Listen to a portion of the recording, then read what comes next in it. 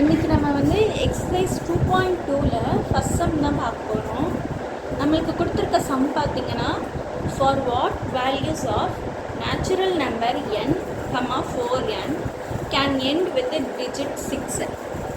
இப்போது நேச்சுரல் நம்பரில் எந்த வேல்யூக்கு வந்து n-ம் 4n-ம் 6ல் நமக்கு முடியும் அப்படின்னு கேட்குறாங்க. அதாவது பவர் நம்ம எதுக்கு என்ன நம்பர், அதாவது நேச்சுரல் நம்பர்ஸில் எந்த நம்பரை நம்ம என்ன வச்சு நமக்கு அந்த டிஜிட் முடிகிறப்போ 6 வரும் அப்படின்னு கேட்குறாங்க. இப்போ நம்ம என்ன எடுத்துக்கிறோம், 4n is equal to 2 × 2 the whole power n பிரித்து எடுத்துக்கிறோம். ஸோ இதை எப்படி எழுதலாமா, 2n × 2n அப்படின்னு எடுத்துக்கலாம். therefore 2 is the factor of 4n. இப்போ நம்ம இது மூலமாக நம்ம தெரிஞ்சுக்கிட்டோம் 2 தான் வந்து 4ஓட ஃபேக்டர் அப்படின்னு. So 4n is always even. அப்போனா நமக்கு 2 தானே வந்திருக்கு ஃபேக்டரா, 2 வந்து ஈவன் நம்பர் தானே. அப்போ 4n வந்து எப்போயுமே ஈவனாக தான் இருக்கும்னு சொல்லிட்டாங்க. அப்போது even number ends with 4 and 6.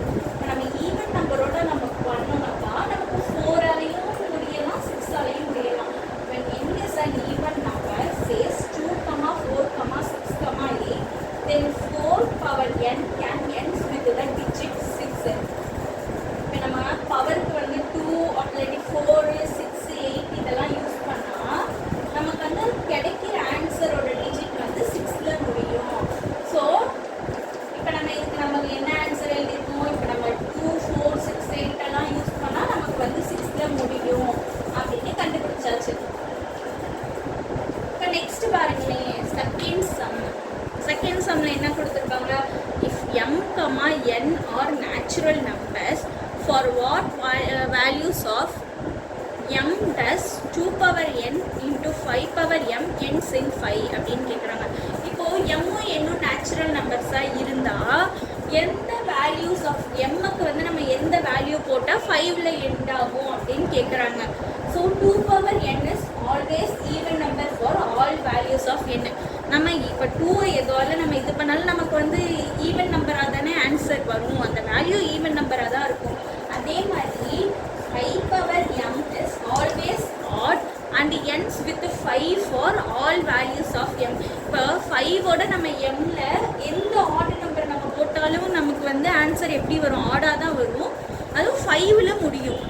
புரியுங்களா?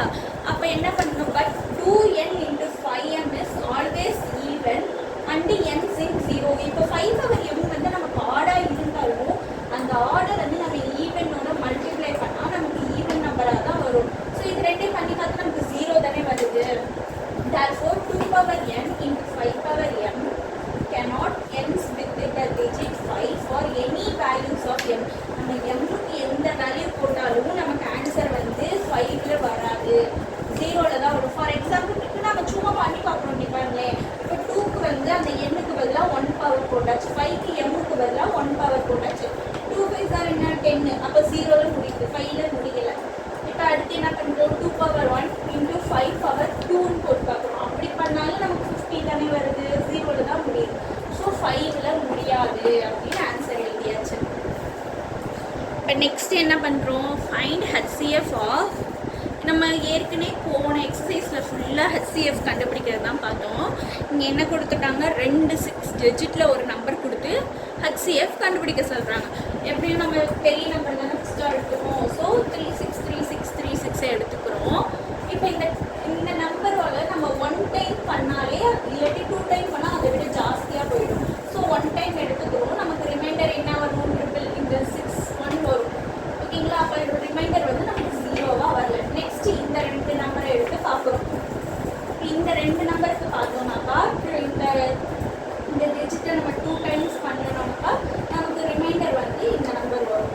ஸோ அப்போயும் நமக்கு ரிமைண்டர் 0வாக கிடைக்கல. தென் என்ன பண்ணுறோம், இந்த 2 நம்பரை வச்சு பண்ணுறோம்.